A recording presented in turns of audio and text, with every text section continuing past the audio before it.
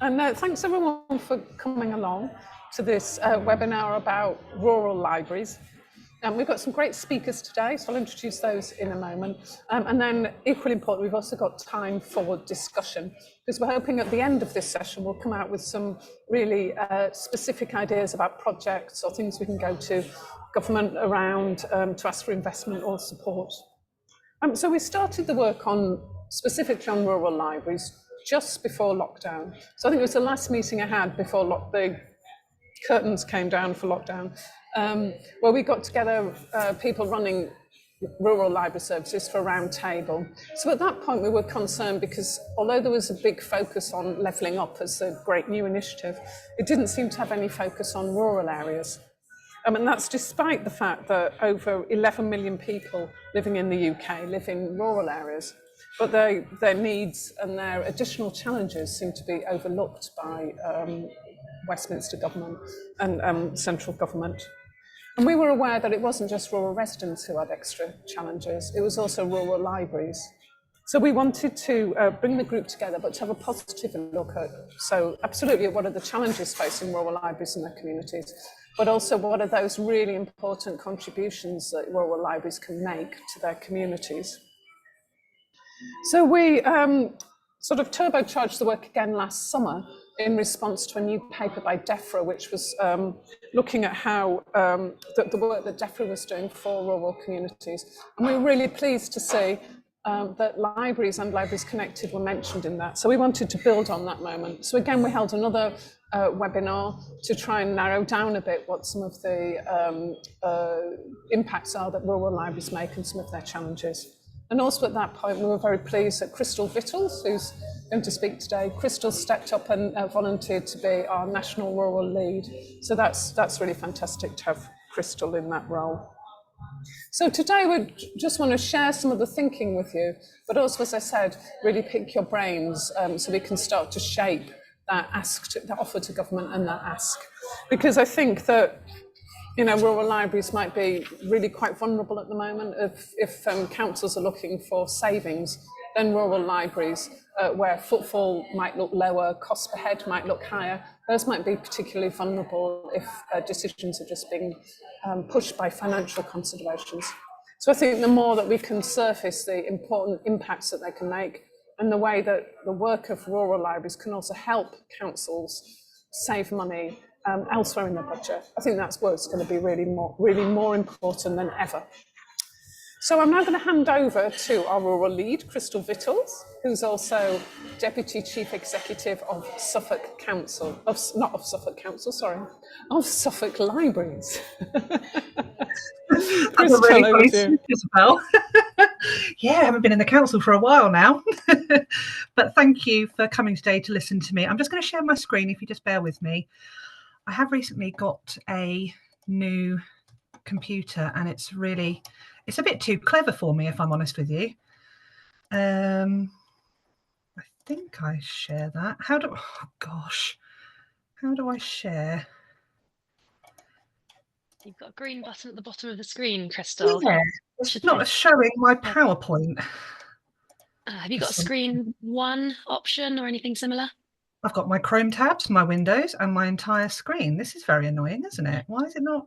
If you would like to send it to me, I can share it for you if that's easier. Yeah, who's saying that, by the way? I can't see that. Yeah, sorry, that's Emma.Daniel. I'll just put it in the chat for you. Okay. Give me 1 second. Sorry, everybody. This is where technology lets us down. I'm going to be talking about technology as well. Right, just bear with me. I'm going to send this to Emma.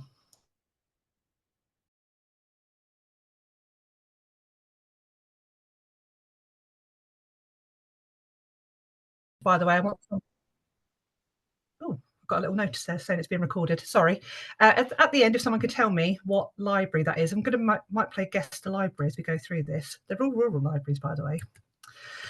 So a little bit of background on this. So some of this, I'm absolutely teaching my grandmother to suck eggs, because you know this, we are the beating hearts of our communities, and we provide that core proposition of information and literacy, as you all know. And actually our modern library service encompasses a suite of offers. We know this, for years now we've been building on that core, and what we provide is actually quite astounding, I think. And we have found in those different types of communities, so there's that urban, rural and coastal split.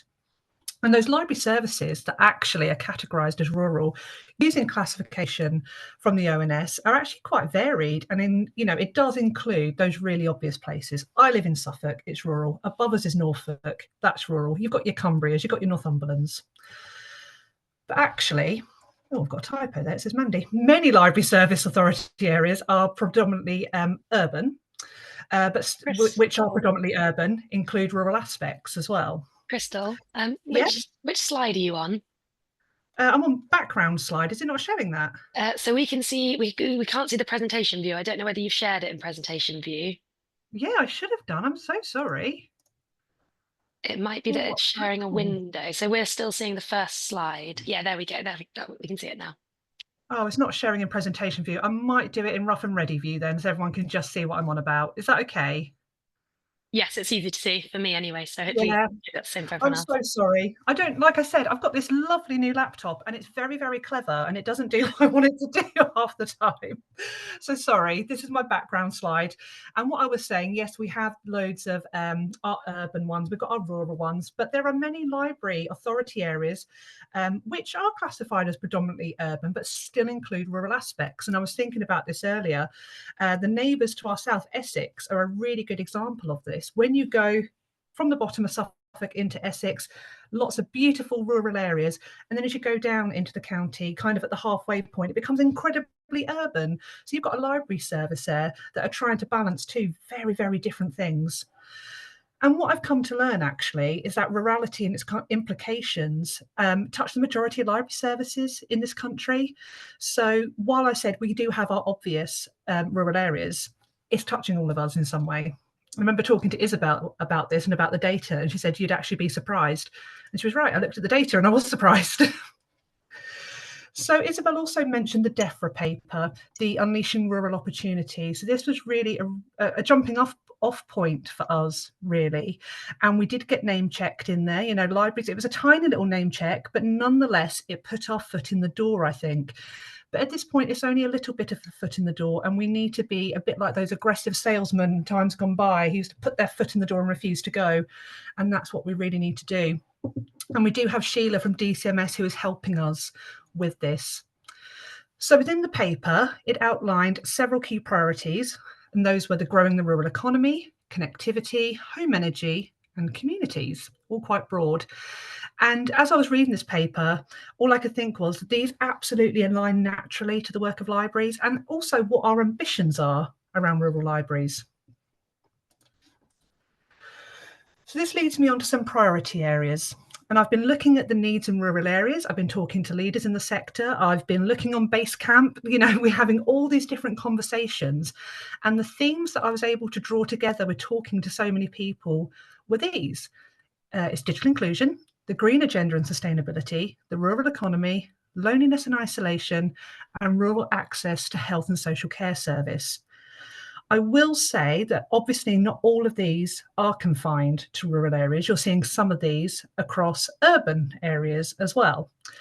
And actually some of these have some crossover and interdependency, and I do touch on that a bit later. And I would also like to say that we do recognise the libraries we're saturated with work, and we sometimes have competing agendas to meet. So this is an exciting thing that we want to do, but I wholly recognise that we are so busy. So picking up these one by one, we've got digital inclusion. Of course, we're natural leaders in the sector to meet digital needs of communities. Of course we are, we're libraries. And we ensure that people are connected. It's a digital by default world. We are the go-to place. And what we're seeing is so much need through our doors. And of course, we're delivering digital inclusion already through our vast digital estate. So we've got the PCs, Wi-Fi, loanable tech, free at the point of use. But I think one of the magic things that we have are library staff. They're information professionals trained to help people improve their skills and confidence. And I think that is what I would call low stakes engagement. We are safe. People don't mind coming to us, especially with something like digital inclusion, where people can feel embarrassed needing help. And what we're seeing in rural areas is that access to quality / sufficient broadband, that's still an issue. And the skills in rural areas around digital inclusion are low. And this is where libraries come into play. So the green agenda and sustainability, of course, that's massive across the rural economy. And libraries have been working to the green agenda for some time. I think we're leaders of many initiatives to make public services more sustainable and low impact. So that's looking at ourselves internally, but also it's about looking externally and how we're upskilling and informing our communities around the green agenda and sustainability. And again, I think we are leaders in this area. What we're seeing in rural populations are people with a lower engagement as on a whole with this agenda. So we really do have a place in our rural libraries to help our communities understand what they can do around this. Then there's the rural economy. So we are adept at responding to economic regeneration need. COVID taught us that. We were amazing at that. And we realise this through either formal BIPC networks or even locally created offers. It's a smorgasbord of what we're offering. And of course, library spaces at the heart of rural communities can really enable people to seek expert help. There are so many SMEs and micro businesses based in rural areas who absolutely need the support. And yeah, there are formal networks like a Chamber of Commerce, but again, they come with barriers around cost and people feeling like potentially it's not for them. They don't know how to access it, but they can access us. And like I said there, we have a friendly and informal feel that can help even prospective startups take the next step. And I've also put there that I feel this agenda goes hand in hand with the digital inclusion priority. Loneliness and isolation, again, not just about rurality. I know that, we've got people living in many urban areas who are incredibly lonely. I understand that. But I think what comes into play is people are quite geographically isolated in many ways in rural areas. And I know that I live in a highly rural area, doesn't even have a bus. So it's so hard to become isolated in rural areas. And what libraries do is that we provide that human connection through our spaces. Again, I'm telling you what you already know, so I apologise, but people can come in and have that chat with a staff member, attend a group or activity. And libraries in rurally isolated areas tend to be quite small. So I feel like they can really build that sense of community and belonging, and people's names because you've got that small community. So I think rural outreach is a key offer. And we do realise this through our home library service or mobile library services and whatever else we have coming into play. But there are many, many opportunities there to be had. And the last one that I was looking at was about rural access to health and social care services. So the vast library estate in rural areas, we provide brilliant spaces for partners to engage with target communities. And actually, we've been doing this. So many examples, I wouldn't be able to list them right now, but we do this. And what we know is workers in rural occupations, things like agriculture, for example, there are people there who have very poor connection with health providers. And I do feel libraries have a space there to enable those people to start accessing what they need. And of course, we have older populations in rural areas. And again, myriad issues there that means that they struggle to meet their needs. So what are libraries doing here? That's that low-level clinical intervention in a safe space. And we can build on that. I absolutely think we can. And finally, the call to action. I really hope you like the Rosie the Riveter thing there. I like to use her as much as I can. So it's nearly International Women's Day.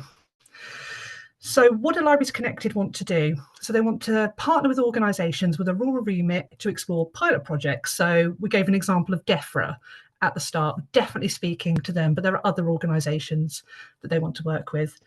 And this is absolutely a chance to create fresh responses to rural needs. And I've put there what we all know, that we're an excellent resource to meet needs before a crisis point, and absolutely we provide value for money. So this is my call to action. What do we need following this? I think we need a further understanding of issues across the country. I think we need a bank of solid case studies. Are the emerging priorities that I've spoken about today right? Do they require further refinement? Do you have ideas for pilot projects? And also, can you make sure we all collectively understand the resource required for running these pilot projects? And that's me done, I think. So I'm going to attempt to come back, I think, and stop sharing. If you just bear with me. Oh. You may need just to kick me out because my screen's not working. Hang on. How's that?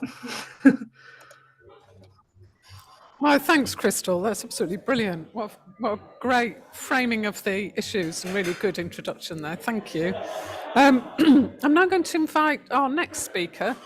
And the next speaker is Kerry Booth, who's the Chief Executive of the Rural Services Network.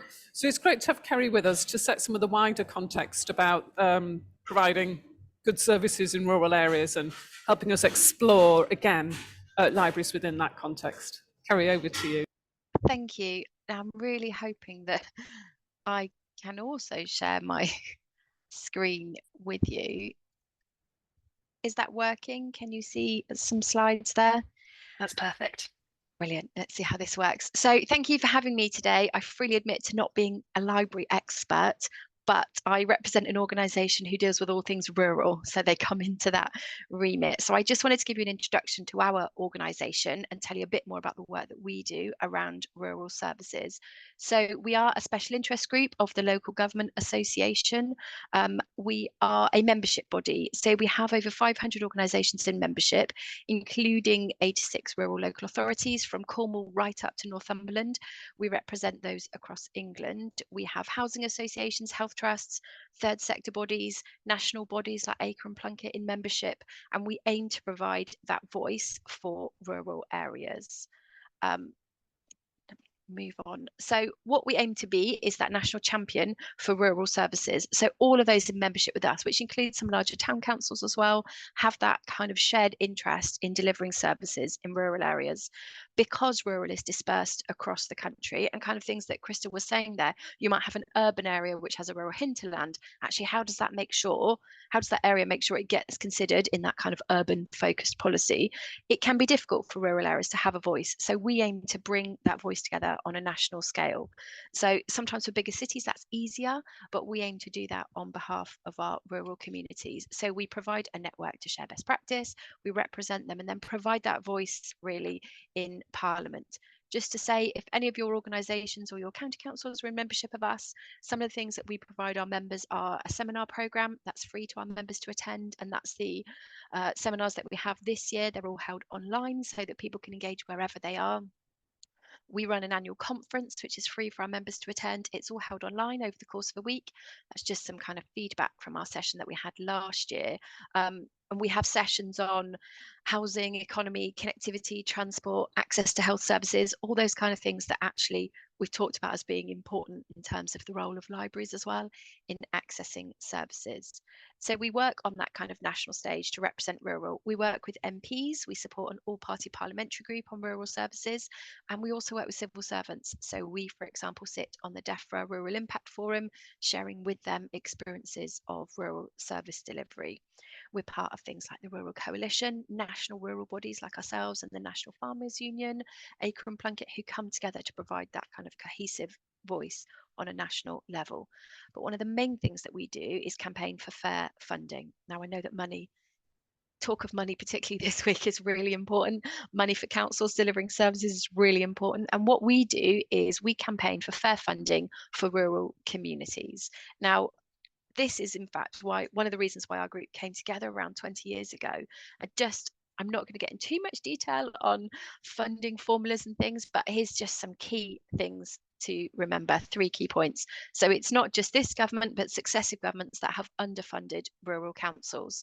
As a result of that underfunding to balance the books, councils, I do apologise, where I live, I have poor connectivity. The first thing to often go is my camera. I'm back. As a result of that underfunding to balance the books, councils have had to increase council tax. So generally in rural areas, you pay more in council tax. And thirdly, quite simply, as you'll know, it costs more to deliver services in rural areas. If you just think about a refuse lorry travelling down a terraced row of properties, it can collect that much quicker than you can in a rural area with 2 or 3 miles between properties. Services like social care cost more to deliver in terms of not just travel times, but other even providers in some rural areas. How much does that then cost? We have an older population in our rural communities who place greater demands on our services as well. So in terms of this, the camera, I'm back.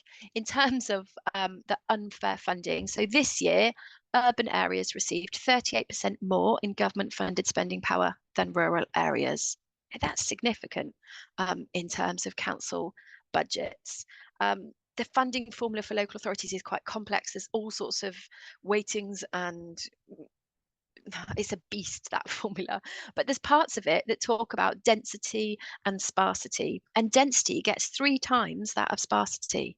Now, we're not talking about deprivation here, but density and sparsity. Now, it doesn't cost more to deliver services in a densely populated area, but it definitely does in a rural area. So this funding formula is unfair. So as I said, council tax has increased over time to balance that budget. Rural residents are currently paying 20% more in council tax than those in urban areas. That's this year's figures, which is significant because actually wages earned in rural communities are lower than the national average. And from that lower money, you're paying more in council tax and often receiving less services.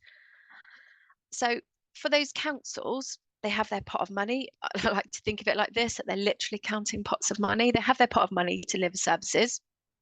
First call goes on statutory services. What that means is rural have got less money in the first place, less money to spend on discretionary services. And what we found that in the last year, urban authorities budgeted to spend double that of rural on discretionary services. Now, discretionary services are not just nice to have things like, should I have a takeaway on a Saturday night? Do I need those shoes? Actually, it is public transport, it is public toilets, it is often grants that councils give to people like Citizens Advice, who really support some of the most vulnerable members of our community. It is having people to work on economic development, improving broadband connectivity, improving mobile connectivity. You know, that can really leave rural authorities at disadvantage. And we know we're having discussions with councils that this is not just about cutting discretionary budgets at the moment either. So councils that haven't declared their Section 114 yet, who are on the verge of it, are actually reducing statutory provision as well. And that might be things like having a recycling centre only open 2 days instead of 5. It might be reducing library provision. You know, in different areas, it might be reducing that rural library provision. And actually, that has a real impact on those rural communities. So they're paying more for services, and ultimately, they're going to be receiving less. Because we know, in terms of value for money, when you start to look at, numbers of the population, how much that costs, it doesn't stack up. That doesn't mean that those rural communities should be left behind and not have services delivered to them. If you're looking at public transport, last year, or this year, as it were, urban authorities spent 3.5 times that of rural on public transport. And this is so critical for our rural residents, for those older people, to access services like the library, the post office, the bank, those key, the doctor's appointment, all of those kind of things. I think there's a real disconnect between government policy and the reality of living in our rural communities. I attended a roundtable discussion at the Labour conference where there was a big discussion around what the dream was with transport, and somebody said, what I'd really love to do is live in Greater Manchester and commute to Leeds in 20 minutes. And I kind of just laughed, which was frowned upon a bit because there's lots of important people at the table. But I said, well, hold on, my dream is that my elderly neighbour can visit the doctor if she needs to. My dream is that my child, when they reach 16 and that's home to school transport isn't provided, can get to school. I think we need to understand some of those challenges that rural areas are experiencing and find solutions that meet those kind of basic needs before we get onto the, wouldn't it be lovely to commute somewhere in 20 minutes? Yes, it would. But we need children to get to school. We need people to access key health appointments, all of those things. And some of these things then really leave rural residents at a disadvantage and also at risk of social isolation and all the things that come with that. So as an organisation, we've put together a campaign called Winning the Rural Vote. 40% of constituencies are rural, and in this election year, we think that rural vote is really up for grabs for the political parties. We are starting to see more of them talk about rural in a way that they haven't previously.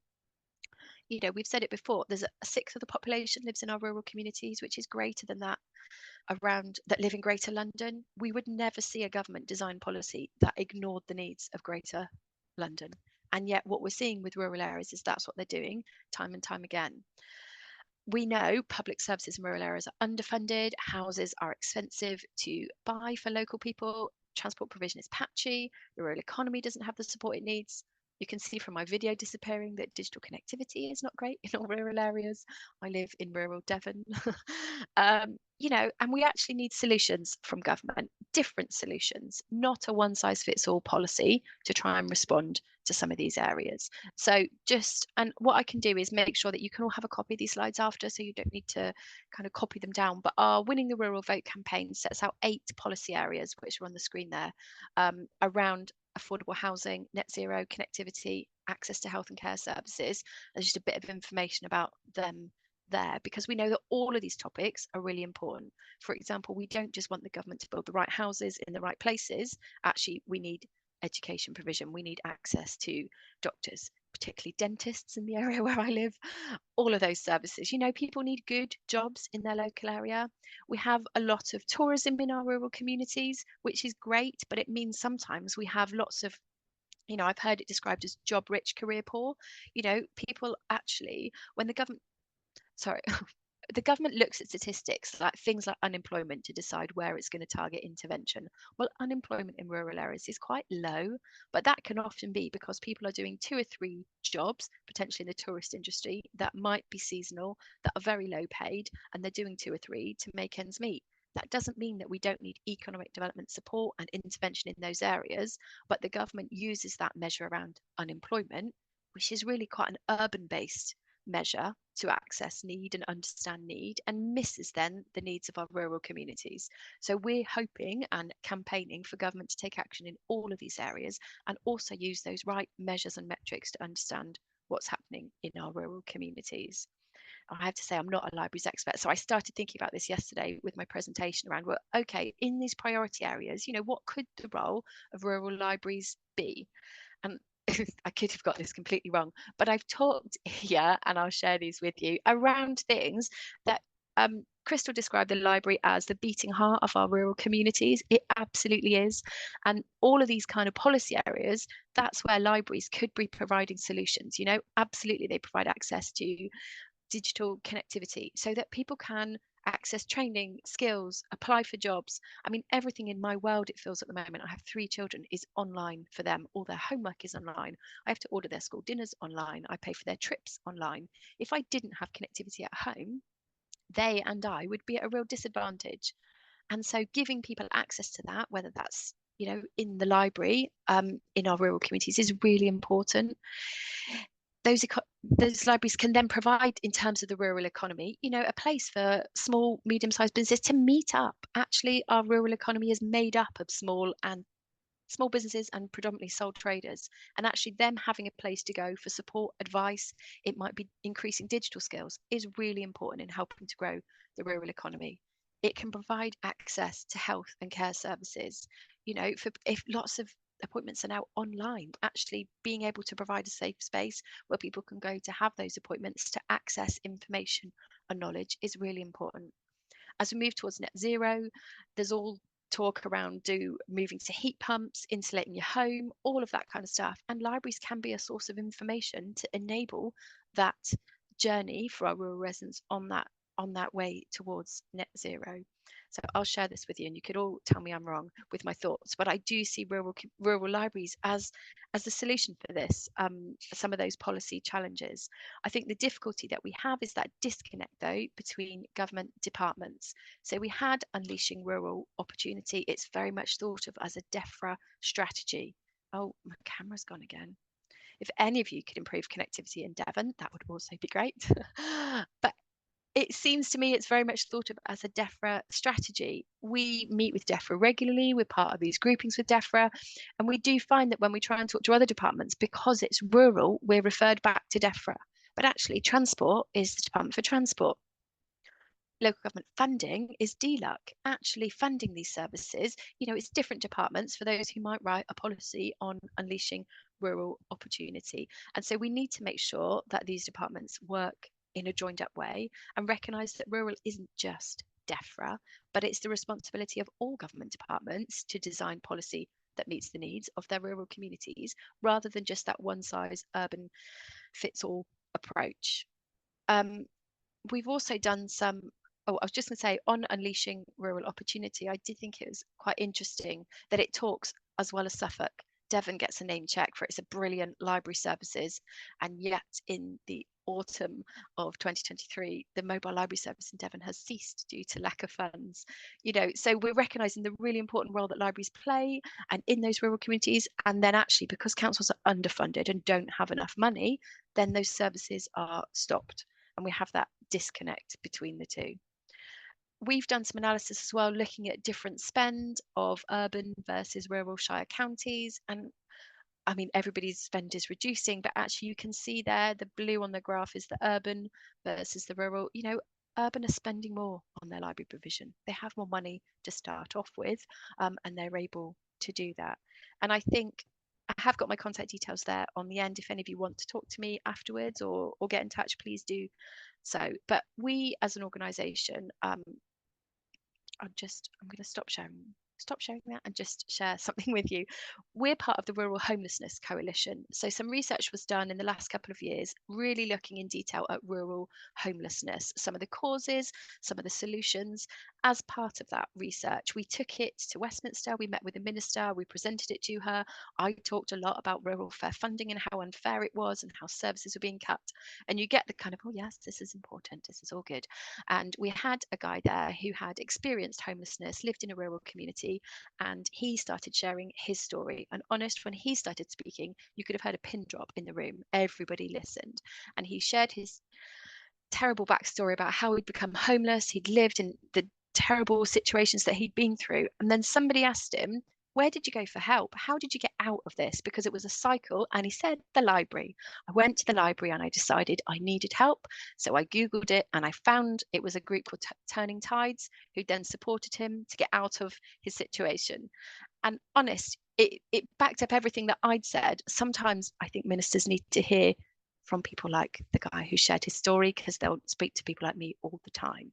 But I see it demonstrated the impact that libraries can have in the lives of people in rural communities. He had nowhere else to go. Support services just weren't there in the rural communities because lots of them are centred in urban areas. And it was like the library was a beacon for him of, this is where I go for help. This is how I get out of this situation. And I think government needs to recognise that role that libraries play. It needs a joined up approach. Investing in, I've talked about actually, if the government invested in rural transport, actually how much could we save in social care? Because it would reduce social isolation, people could get out, people could stay active, people could access services, they could meet their friends, all of those things that are really important.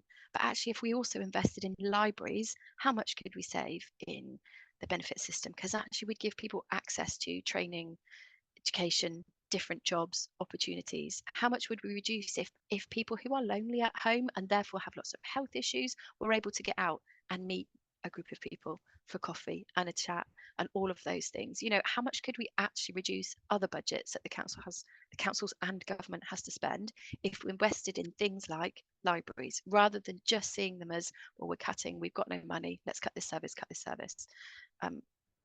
Sorry, I've got on my soapbox right at the end there to talk about funding, but I just think that particularly in our rural communities, places like the libraries can be a hub of support for other services and support for our communities. Thank you. Well, fantastic, Kerry. That's such great advocacy for libraries. That's really, it's always so wonderful when it's someone from outside libraries who really gets it and speaks up for what we do and really understands our work. That's really brilliant. So thank you ever so much. So I think there's some really clear thinking that we can do as Libraries Connected on how we can join with your campaign and support that, to try and address that funding gap that you set out.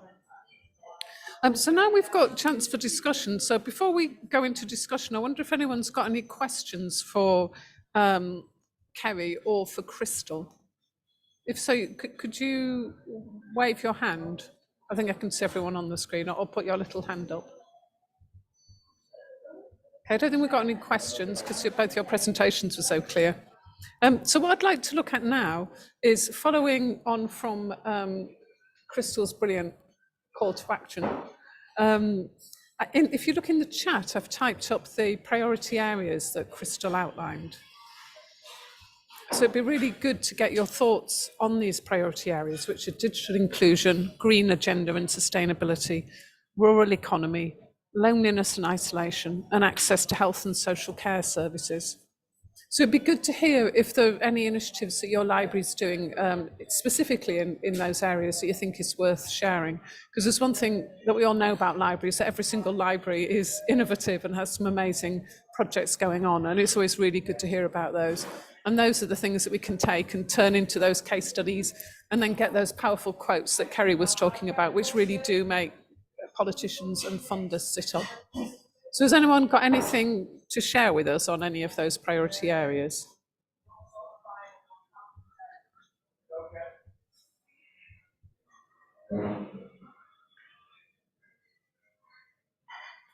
Ooh, I can't see any. Oh, sorry, Annabelle, you've raised your hand. Do you want to come in and talk? Hi, Annabelle. Yeah, thank you, Krystal and Kerry. They're absolutely fantastic presentations, and it really sums up all the sort of frustrations and feelings that we have working in Shropshire. I know that. I just wanted to highlight the loneliness and isolation, and it's just saying how important it is that we had, for example, one of our mobiles, and we're very lucky we still have mobiles at the moment, has been off the road, and in one day the mobile driver phoned up and had 3 people say, "Oh, it's so sad, you are the only person I've spoken to in the last 2 weeks." And I just think that, you know, that is incredible, and it really, really highlights our need to combat loneliness. So please keep mobiles where we can. That's my call. Can I just pop back in there and just say completely agree, Annabelle. I think there's a whole advocacy piece there around rural outreach that on the surface it looks quite transactional. You know, you're delivering books in a rural area, but actually what sits below that is those personal connections. And it's the same with our mobile drivers. If one of our elderly buses is off the road for a bit, they'll phone all their regular customers to let them know because they'll worry, and then I think they won't see anyone. So I couldn't agree more, and we need to make sure that we're amplifying that. So can I ask if there's any renewed understanding about mobile libraries? Because obviously they were off the road for big chunks of COVID, and at that point councils really did start to understand the costs of isolation, the sort of pounds and pence costs as well as the human costs. So has that helped, or is it still very hard going to explain why they're important? I think Alison's got her hand up. Alison, do you want to? Yeah, I think what was helpful for us, 2 things. We were asked to trial some multi-purpose vehicles that would double up as mobile libraries and as outreach vehicles for other parts of the council and partner organisations. As part of our trial, we were very clear that we asked for customer feedback at the same time, and that feedback was very clear that what people wanted was the library and all that went with it, and not a vehicle that compromised that offer. That then was cemented by an incident, and I wouldn't wish this on anybody, but every cloud has a silver lining. One of our mobile drivers, regular halt, regular customer, didn't show. That was sufficient of a unusual happening that he went and knocked on the door, no response, knocked on the neighbour's door. They went in together and found the borrower, and we can only assume that the outcome would have been far more negative if she hadn't been rushed to hospital and given the care that she needed as a manner that saved her life, basically.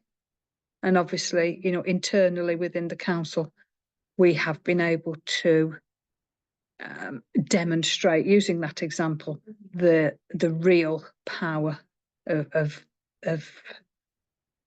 the relationship that our staff have with their customers.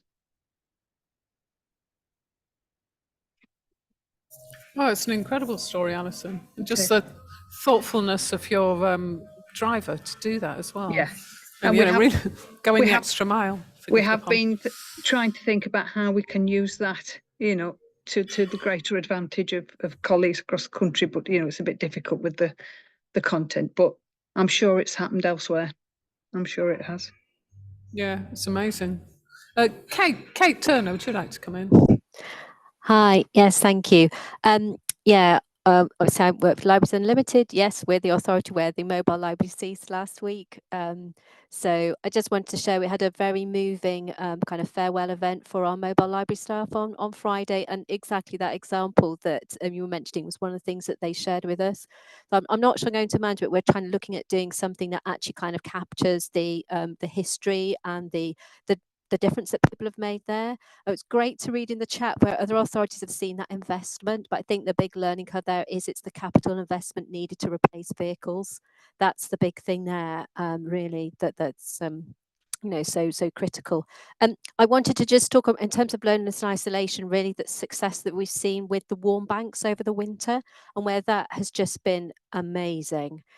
So in Devon in particular, but also in Torbay, we've had been able to get kind of funding from all sorts of different people to enable us to do that. And as a charity, we've also put in our own resources to that. And that's been amazing, the difference it's made. Some beautiful stories from homeless people who've been able to come in, have a cup of soup, and as Kerry was saying, that can then lead on to something else. So yes, it's something we do year round, really, but that real difference it's made in the winter. And I just think, yeah, that's probably the most important one. I've got incredible difference there. Oh, that's really great to hear. Krystal, do you want to respond? Yeah. Hi, Kate. It's lovely to meet you properly, by the way. I've heard lots about you. Your ears must be burning. All good stuff. I think that's a really good point. Is that something that I've been remiss then about that rural poverty piece? And Kerry really picked that up well, and about the fact that actually unemployment isn't an issue. It's really low wages, underemployment, and actually what our rural libraries are doing to help that. So would you say, would people around the table agree that it's rural poverty as well that really needs looking at here? Thanks.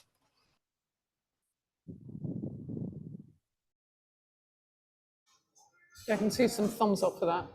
And I guess I live in Oxfordshire in the Cotswolds, so we've got really interesting things with rural poverty. That, you know, there's a lot of very incredibly affluent people living there, and then and yet there's a lot of very isolated people who are living in poverty as well. Because again, transport's poor, services are not easy to find, and house prices are ludicrous. Emily, would you like to come in? Hi, I'm with Emily. It's Pete Banford here from Shropshire Council. We've got some very difficult financial challenges ahead of us at Shropshire Council, as have most local authorities. One of the things I think we need to do is, if you work in the library service, if you're a partner of the library service, or if you're a third sector that operates out of a library, we understand the importance of rural libraries in particular. One thing that we want to do is to make sure that libraries users understand how libraries are funded.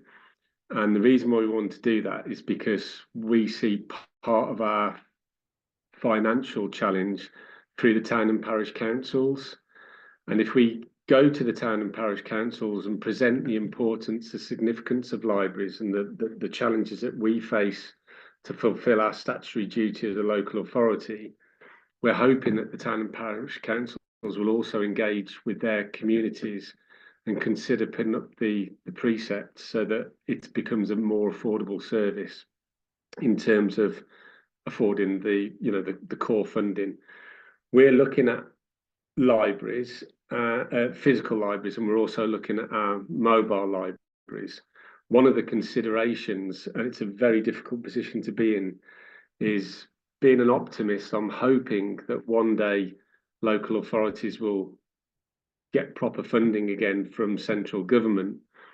And my belief is that the thing that may be a little bit more easier to resurrect will be the mobile services, as opposed to actually closing rural libraries as a physical space. So that's just something I think, you know, there needs to be the presentation we had from the rural services. It's that understanding from the general public, from service users, on how local services are actually funded, and putting that sort of, it's not just about winning votes, it's making sure that the electorate are educated to understand where their taxes go, to understand the impact of their decisions at the ballot box. And that's not a political forecast, a political broadcast for any certain political party, but it's making sure that we're basing our decisions on the services that are important to us. Thanks very much. There's some really key points made there. Yeah, and I think we've just seen a budget that buys a bit of favour with giving some people a bit of a tax break, but then it hasn't really paid any thought to the public services that so many people depend on every single day for so many aspects of their lives. Krystal, did you have your hand up again? Or is it an old hand? No, I was just giving a little clap. I completely agree. I'd really like, Kay, do you want to come in and then I'll ask my question? Sorry, thank you.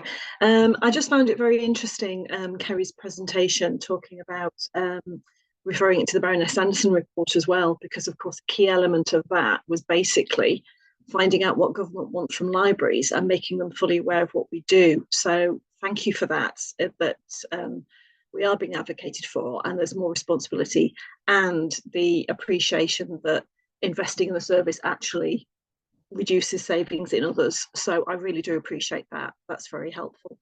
We lost our mobile libraries in Cumbria. 2016, I think, was the last that we lost, purely for cost. And it did turn into a very personal service. And we replaced it with increasing our home delivery, which again is a very one-on-one, which was better. And so far, there does seem a huge appreciation of actually our static libraries in the rural communities are a valuable resource. And I don't know if it's been echoed around the country, but we are getting more and more people going, oh, can we come and have a drop in the library? Can you publicise this for us? Can you do this for us? So it is encouraging. But again, when it comes down to funding and expanding and keeping the premises actually fit for purpose, it gets harder and harder, doesn't it?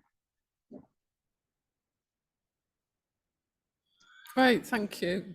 Again, really interesting points. There is a Mobile Libraries Awareness Day that happens in Scotland.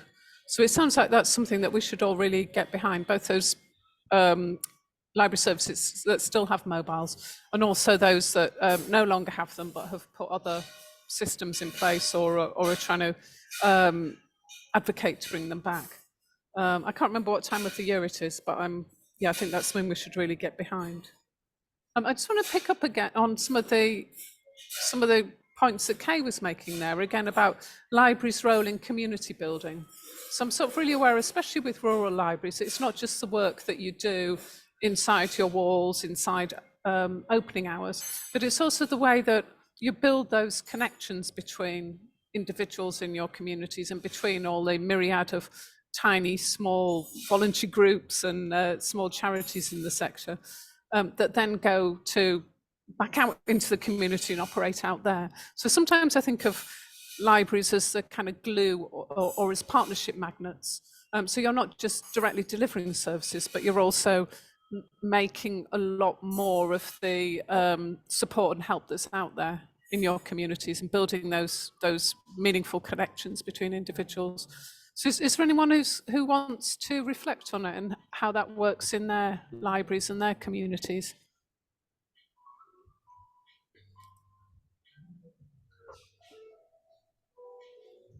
So I think Careful, stunned you into silence with that one. But I'm sure Isabel, Emily Goodhead has their hand up, but I'm not sure if it's been up for a while. I think that might be an old Sorry, hand that's from an last old time. hand. I'll take it down. But Zoe's got a new hand up. So Zoe, do you want to join us? There we go. Yeah, hello, can you hear me? Sorry, I'm sharing a laptop with a colleague. Yeah, we were just discussing actually, at the moment we are based in Pulborough Library, which for those of you who don't know is a rural library in West Sussex, South Downs. And one way I have maximised on the use of this library, it's only open for 4 hours a day and it is in partnership out of hours use. So we currently have 3 mornings a week where we have local community groups coming in to use the library space when we're not open. So we have what's called the community hub who come in for a sort of coffee morning. So that reaches mainly elderly people in the village who can't necessarily leave due to poor public transport links. We have a breastfeeding support clinic, which is specifically designed by the local HCP in this location to reach those mums who are in rural areas and they don't have the things on their doorstep, which other people do. And we have a parent/carer and toddler drop-in as well for the very local community. So I was talking to the school about that and a local mum helped set it up. So it's been very important here to use this building that we were still lucky enough to have, but we can't staff all the time, to bring those people in. As a library, we get some issues out of it and they come back when we're open, so it's all good. But that's been a key thing for this library, and I know some other smaller ones in West Sussex as well. Wow, that's a fantastic example. So how do you manage it practically? Is there a kind of key under a plant pot or? Most of our libraries have key safes outside the back door, so we can share access codes with people. And it's about building up those connections with people. We have a whole partnership raft of agreements to put these things in place, which is currently being modified. It takes quite a lot of planning to get to that stage, but it's certainly in this case at Pulborough, I can't speak for every single arrangement, but we haven't had any hitches. It's worked fine. Wow, that's fantastic. And I guess again, it's a bit like the village hall, isn't it? That's an asset that lots of people can use, and there's that trust and respect there for. Yeah, absolutely. Yeah, it really helps build up those relationships in a community like this, which is quite unique to the small libraries. We often talk about the big library and the small library, definitely change differences. But yeah, it works here, and it's a way of keeping this building going. Wow, that's a lovely example. And now over to Claire. You've got your hand up, Claire. Hi, I'm at Penrith Library, but we're in Cumbria, and we do branch libraries, smaller libraries as well. But what I find works up here is linking with lots of other groups that are actually doing active events. Want to either use our buildings for something, and somehow we connect to bring something that we're doing alongside what they're doing to sort of add to the actual event. So for example, we're doing like living well walks. So just recently there is a wellbeing walk in Appleby, and basically what we're doing is then adding an activity alongside that and providing other things to go alongside it and joining in with, say for example, the NHS. I'm also going out to other activities like HAF, like Feed and Reach, those sort of activities, and making it known about the library, and then giving them the information regarding what we do and using our venue. So we do lots of events in the day, but also in an evening we'll open the doors to things like linking with our local bookshop or supporting our local businesses to use our venue for free, basically, to actually come and share resources and things like that. So we have author events, and we're planning to hopefully bring lots of organisations that are doing group community things for wellbeing together to actually sort of shout out to the as a community thing with regards to what everybody's doing, which could help provide, you know, well-being to the communities. So there's a lot of outreach and linking very much so with organisations to see what they're doing, but also to see what we can help them with. Yeah. Well, that's fantastic. Again, what a great example of a library that's so much more than the bricks and mortar, but really, you know, really reaching out and becoming really sort of porous and linked with the community. Yeah, sort of we have the English Club as well, so we're sort of working with the refugee network as well. So they're coming in to use our space, and then, you know, we're bringing events and things from individuals from that group to enhance our community offer as well. Well, that's really fantastic. So we're nearly out of time now, so I'll just wrap up to look ahead. So I think just today we've heard, in this short session, we've heard some really great examples of work in rural libraries, and something that shows how it really makes rural libraries unique in the way they interact with their community and in the way that they're really addressing some of those big challenges facing communities, the kind of things that Kerry flagged up.